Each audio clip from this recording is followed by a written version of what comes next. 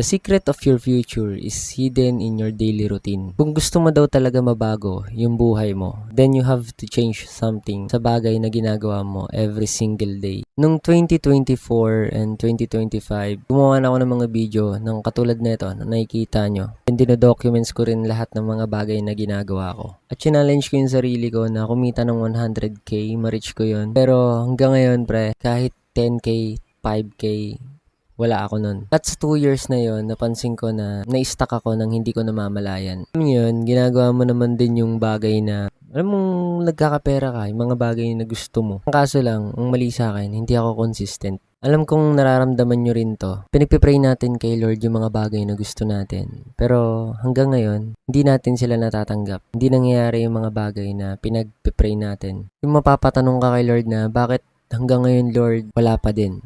Pero tinanong ko din yung sarili ko, ano ba yung mga bagay na ginagawa ko araw-araw? Ano ba yung mga bagay na binibigay ng Diyos na opportunity na hindi ko napapansin?